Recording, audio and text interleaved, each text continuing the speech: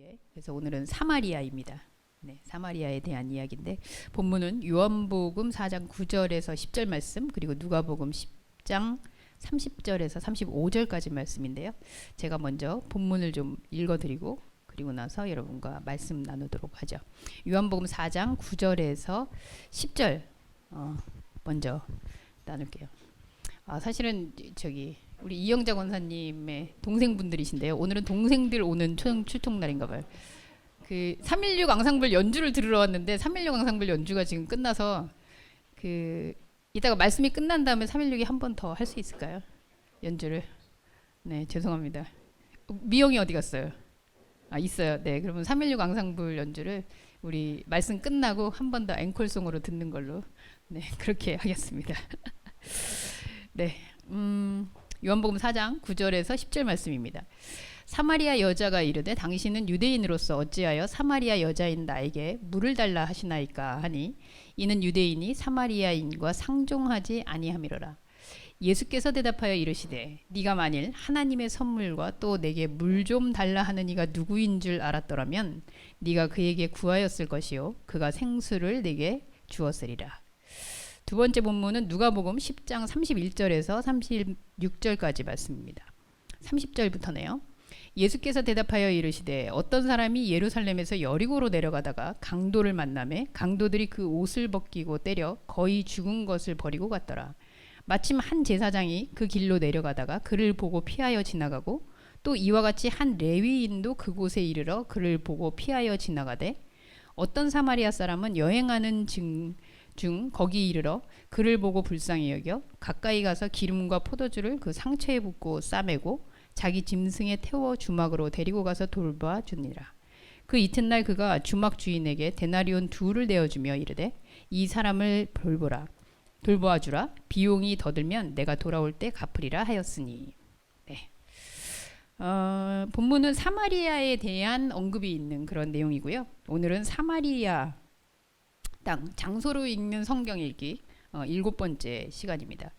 그래서 이제까지 뭐 여러 도시들 또 장소들 이야기했는데 사마리아라는 땅에 대해서 오늘은 성경에서 어떻게 이야기하고 있는지 한번 여러분과 함께 여행해 보도록 하겠습니다.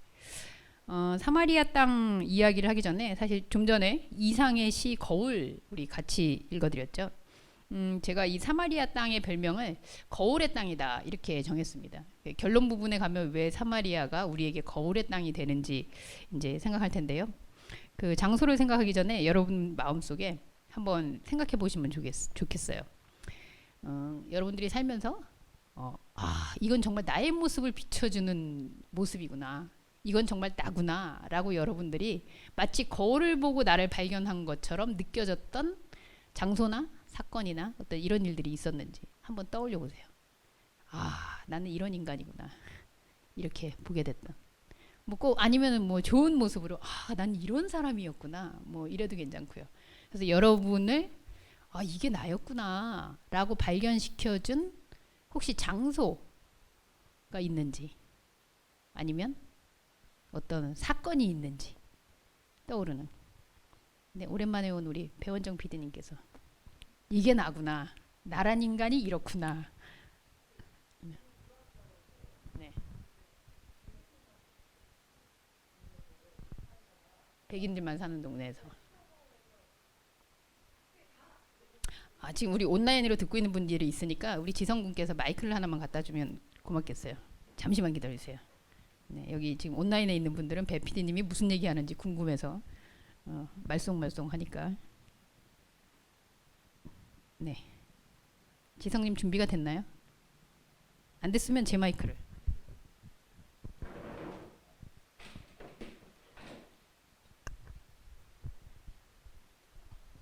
그 시카고에 유학을 가가지고 이제 한 첫 석 달 이제 살았는데요.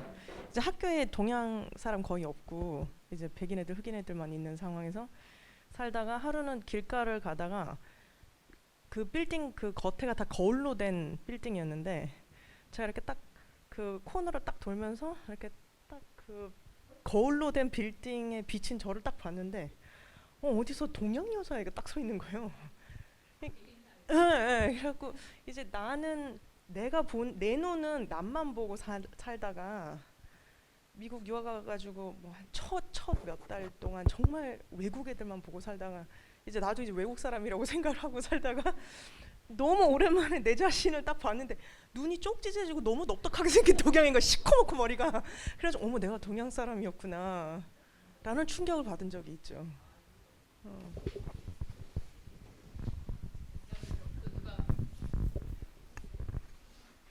나도 아 이게 나였구나라고 발견한 분 또 계시면.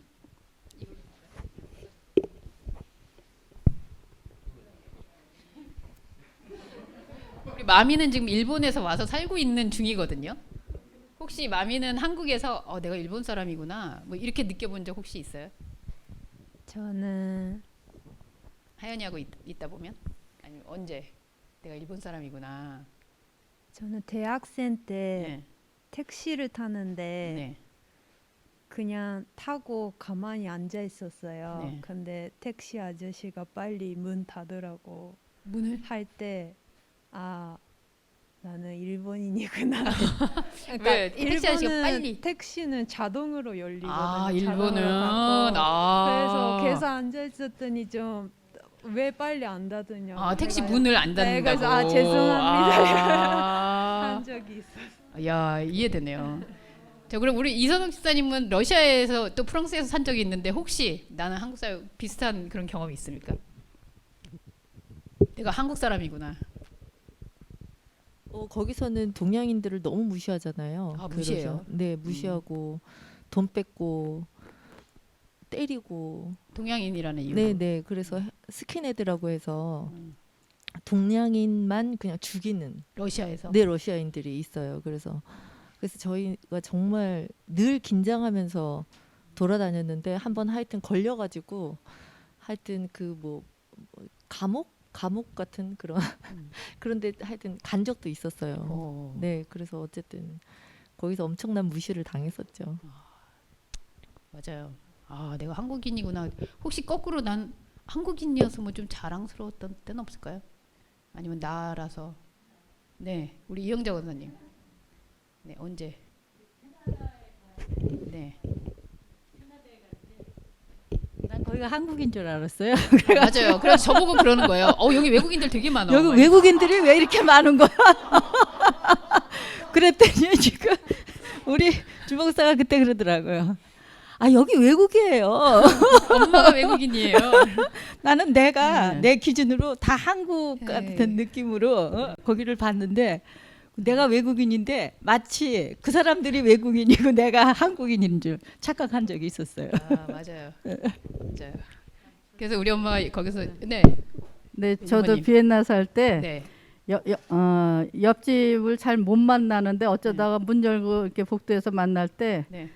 갑자기 저 사람 누구지 하고 나하고 모습이 안 똑같은 거예요. 아. 그래서 그 다음에 우리 같은 얼굴 만난다는 게 너무 중요하구나 그런 생각했었습니다. 저 사람 누구지? 내가 여기 외국에 와 있는데.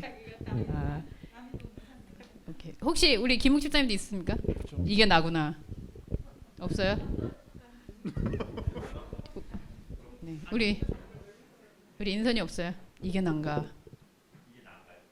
이게 나구나. 거울을 보듯이 아니면 나를 발견했던 순간. 마지막으로 우리 인선이 우즈베키스탄에 있었잖아요. 아니 키르기스탄이요. 키르기스탄 죄송합니다. 우즈베키스탄 어디서 맨날 나왔어? 우즈베키스탄이래. 키르기스탄. 네. 항상 키르기스탄이 항상 네. 항상 뒤쳐져 있어가지고. 네. 저는 항상 키르기스 때부터 한국 문학이나 한국 네. 이렇게 정서나 이런 것들이 너무 저 딴에 좀 그리웠으니까 음, 좀 독특하게 한국 문화를 많이 팠던 것 같은데 또 미국에서 대학을 갔을 때 거긴 또 한인 커뮤니티가 있으니까 근데 거기서 오히려 제가 어떻게 하면 좀 따가 되는 거죠. 왜냐면은 이렇게 하면 되는 줄 알았는데 이렇게 스스로만 독학했던 어떤 한국 문화 이런 것들이 오히려 한국 사람들한테 네 비쳤다. 오히려 싸가지 없는 사람으로 낙인되고 막 그랬었으니까 처음 만나자마자 반말하고 사실 몰랐으니까 아무것도 모르는 상태로 갔었으니까 그래서 오히려 저한텐 이게 한국의 커뮤니티가 맞나? 그리고 한국에 다시 왔었을 때도 5년 전에 왔었을 때도 여기가 한국이 맞나라는 한국이 맞나. 네 계속 내가 그려왔던 한국인 이게 맞나 그랬던 것 같아요. 맞아요. 우리가 이상적으로 생각하고 있던 나의 어떤 그 바탕. 근데 마침내 거기에 와 보면 여기가 맞나? 또 이렇게 생각되는 것 같아요.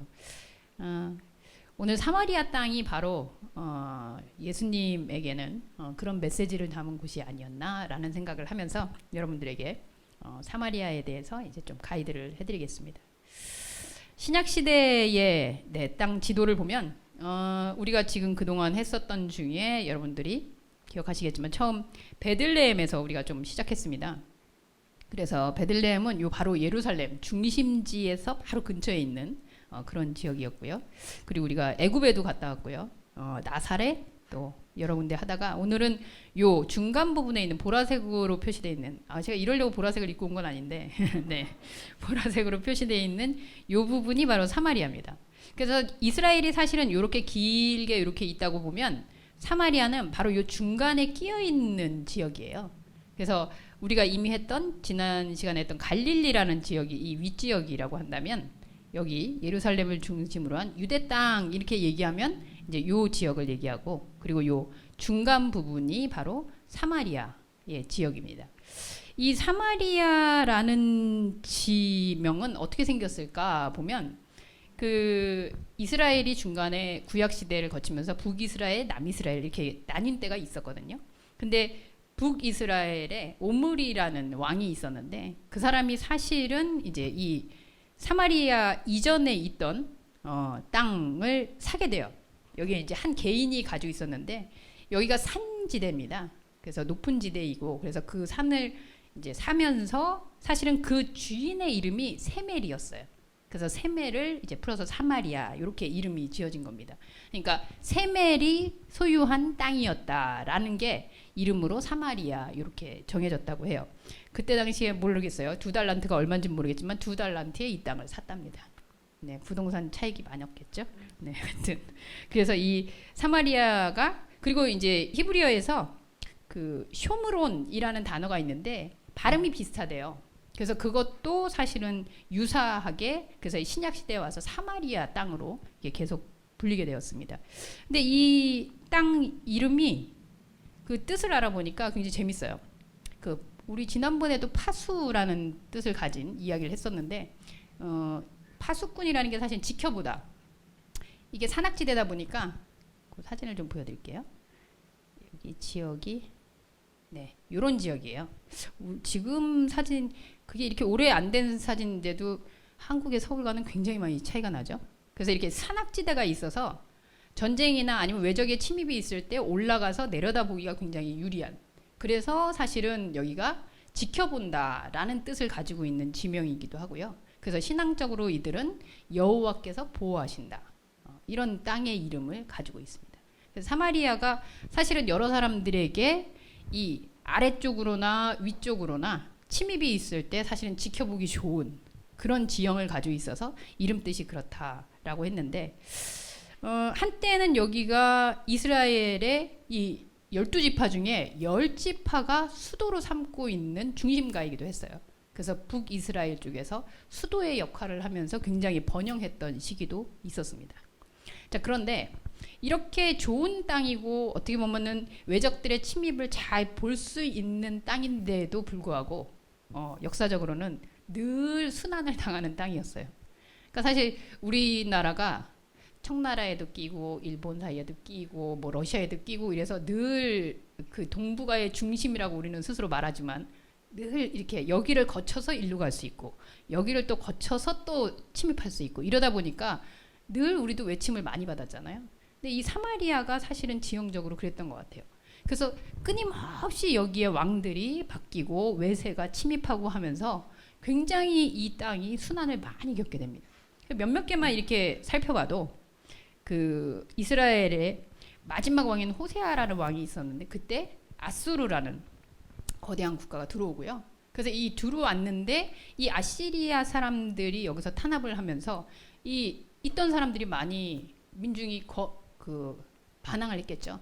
그러다 보니까 이 사람들을 완전히 이동을 시켜서 자기네 나라로 데려다 놓고 또 자기네 나라 사람들을 여기다가 갖다 데려다 놓고 이런 식으로 섞어버려요.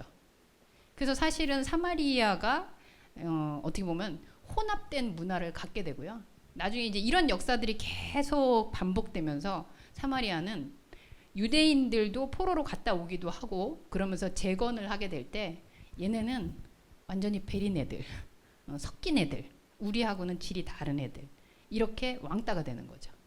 그래서 사실은 자기들이 당하고 싶어서 당한 것도 아니었는데 외세의 침략에 의해서 늘 이렇게 어려움을 당하면서 혼합 종교가 들어오기도 하고 외국 사람들이 와서 정착을 하면서 자기네는 쫓겨나기도 하고 그러면서 여기가 사실은 이방의 신들 문화가 정착하기도 하고 그래서 예수님 당시의 사마리아 땅 그러면 여러분들도 오늘 이제 본문을 통해서 살펴보겠지만 유대인들에 있어서는 저것들은 우리하고는 질이 다른 그러니까 이방인들보다도 더 못한 사람으로 취급을 받는 거죠. 글쎄요 뭐 이런 비유가 맞지는 않을 수 있겠으나 우리는 아직 그 아픈 역사 중에 전쟁으로 인해서 여러 가지 억울한 일들을 당한 분들이 아직 살아계십니다. 그분들이 사실 원하는 일은 아니었는데도 불구하고 전쟁이 끝나고 그리고 식민지가 끝난데도 불구하고 그들에게 따라다니는 꼬리표들이 있죠.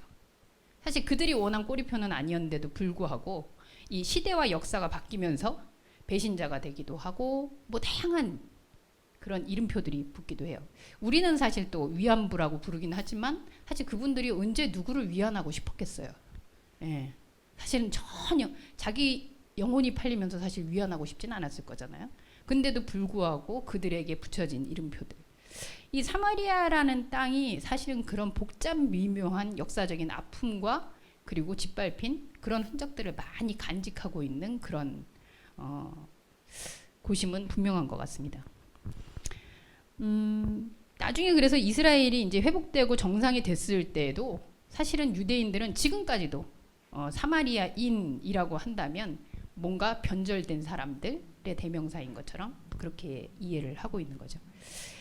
자, 역사적인 이런 시기에 어쩔 수 없이 이렇게 소외당하고 무시당하고 그러면서 자기들이 믿고 있는 하나님에 대한 신앙을 버릴 수 없었던 그럼에도 불구하고 이들은 자신들이 유대인이라고 생각하고 유일하신 하나님을 믿는 이들이라고 생각했거든요. 근데 심지어는 예루살렘 성전이나 이런 데를 왕래할 수도 없었어요. 그러다 보니까 이들은 신앙을 갖고 예배를 드리려고 해도 예배도 제대로 못 드리는 거죠. 그러다 보니까 어쩔 수 없이 자기들만의 성전을 짓고 소위 말하면 교파가 새로 생긴 거예요. 사마리아인들만의 하나님을 섬기는 장소와 그리고 문화와 이런 것들이 생기게 된 거죠. 그러다 보니까 수백 년이 흘러도 이스라엘의 후손들도 저것들은 변절자, 우리하고 하나가 될 수 없는 사람들 이렇게 인식이 되어 있는 겁니다. 글쎄요, 뭐 그러다 보니 우리나라에서만 살았던 사람은 몇 명 안 되는 것 같아요. 다 외국을 갔다 오거나 살거나 이렇게 경험을 했는데 아마도 사마리아인은 자기들이 이스라엘이라는 땅에 살면서도 늘 어떻게 보면 외국인 취급, 이방인 취급, 그리고 다른 종교인 취급을 받고 있는 그런 현실 속에서 계속 살고 있지 않나라는 생각이 듭니다. 이런 사람들에 대해서 예수는 과연 어떤 생각을 가지고 있었을까요? 오늘 아까 제가 말씀드린 성경 본문을 같이 여러분들하고 한번 다시 살펴보도록 하죠. 요한복음에 보면은 첫째, 뭐 사마리아에 대해서 구약 시대에 대한 언급도 그렇고 굉장히 많이 있어요. 근데 그 중에 대표적인 예수와 얽혀 있는 이야기라고 한다면 뭐니 해도 사마리아 우물가 여인을 만났던 사건을 잊을 수 없죠.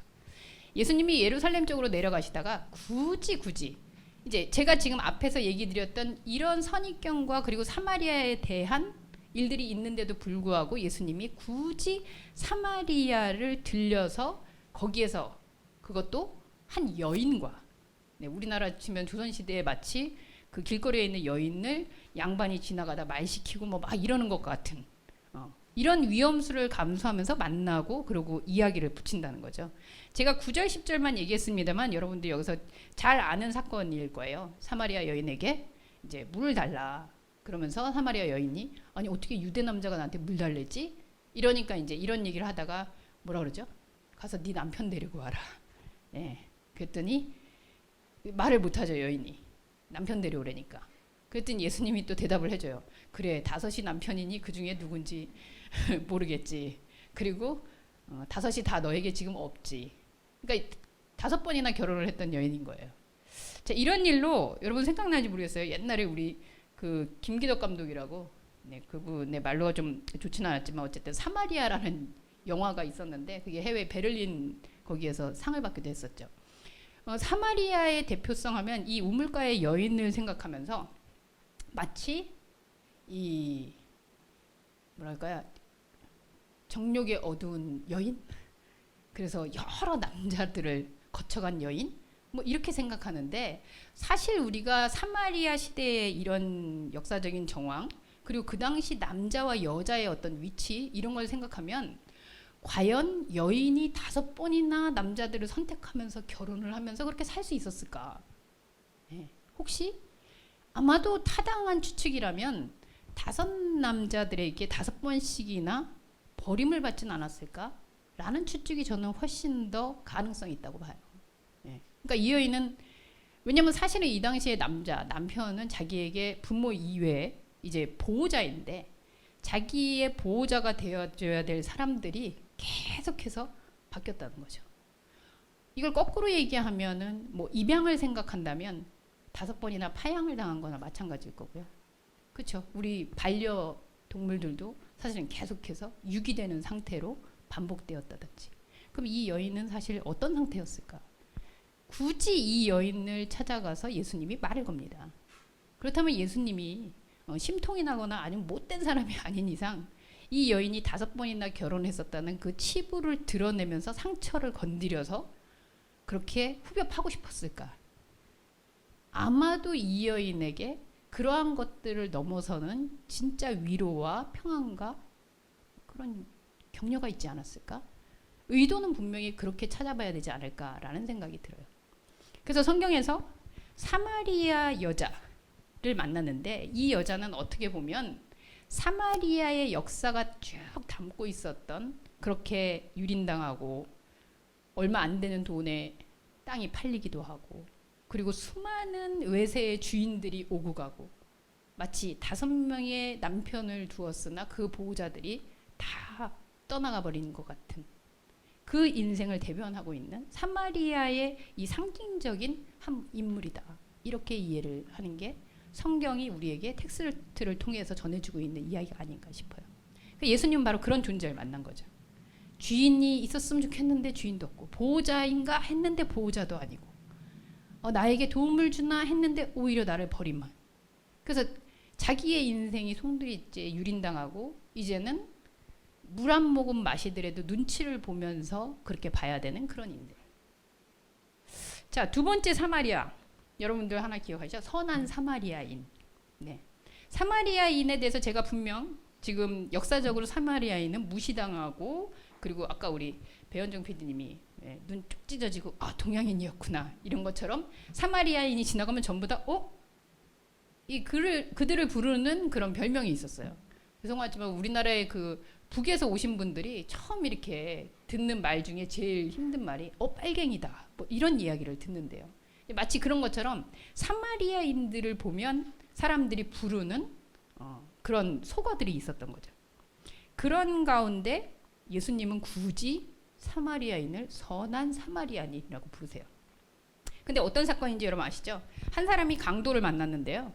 그 강도 맞아가지고 이 사람이 거의 죽어가고 있는데 이제 한 제사장이, 저 같은 목사가 주일날이었겠죠. 바빠서 그랬겠죠. 네, 하여튼 지나가다가 헛하고 지나갑니다. 그냥 구할 시간이 없어요. 그러고서 지나가 버렸어요. 그리고 거기 보니까 또 레위인이라는 한 인물, 이 레위인도 사실은 제사장 지파라고 봐야 되는 건데 어쨌든 신앙 좋은 사람들이 다 지나가 버렸어요. 그러니까 아는 척도 안 하고, 그리고 이 사람이 제가 볼 때는 강도 만난 사람이 정말 유대인이나 아니면 이런 정통 그런 걸 입고 있었으면 과연 이랬을까? 이런 생각도 들긴 해요. 그런데 이 사람을 결국은 도와준 사람이 사마리아 사람이에요. 보면서 여행하는 중에 이 사람은 다른 목적지가 있는데도 불구하고 그를 돌보고 또 주막에 맡겨서 돈까지 주면서 내가 올 때까지 이 사람 좀 돌봐달라 이러고선 가는 거죠. 그래서 예수님은 결국 사마리아라는 이 유대인들이 질시하고 저긴 상종하지 못할 놈이라는 딱지가 붙은 사람들에게 누가 선한 사람이냐? 제사장이냐? 레위인이냐 하면서 사마리아인이 선한 사람이다라는 표를 붙여주시는 거죠. 자, 어떻게 보면 유대인들이 이 사마리아에 대한 여인의 사건도 그렇고 그리고 선한 사마리아인이라는 이 비유의 말씀도 굉장히 거슬렸을 거예요. 네, 마음 상했을 거예요. 아니 저 왜 사마리아를? 자, 그러면 여러분 한번 추측해 보세요. 굳이 다른 땅들도 많은데 예수님은 이렇게 사마리아라는 것에 대해서 경멸하고 사람들이 만나기도 싫어하는, 상종하기도 싫어하는 이 사마리아라는 곳에 대해서 왜 이렇게 좋은 일을 하고 계시는 걸까요? 그리고 왜 그것에 대해서 일부러 찾아가서 또 외면하지 못하시고 굳이 끌어안으면서 이렇게 얘기하고 계신 걸까요? 아, 너희도 착한 사마리아인처럼 남을 많이 도와줘라. 뭐 이런 얘기일까요? 한번 정리를 해서 보죠. 이 강도에게 유린당하고 종교인에게 외면당한 피해자 사마리아인, 그리고 예배드릴 곳에서 내가 예배를 드릴 자유도 없이 그렇게 철저히 무시당하고 그리고 자기를 지켜줄 보호자는 이미 없어진 이 사람인가 했지만 또 잃어버리고 저 사람인가 했지만 또 잃어버리고 그리고선 그렇게 살아가고 있는 여인. 저는 이렇게 감히 정의를 했습니다. 예수가 만약에 어떤 장소, 예수가 어떤 공간이라면 바로 사마리아구나. 사마리아는 유대인의 상태가 어떤 상태인지를 극명하게 보여주는 거울이에요. 아, 유대인이 이런 사람들이구나. 아, 종교인이 이런 사람이구나.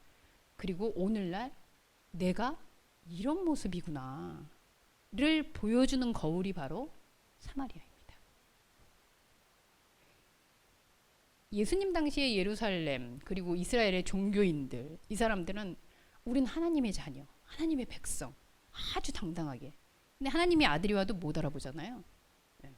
근데 예수에 대한 반응뿐만 아니라 예수는 이 사마리아라는 이 땅의 모습을 보면서 결국은 너희들의 모습이 지금 이렇다. 왜요? 자, 그 상징들을 한번 볼까요?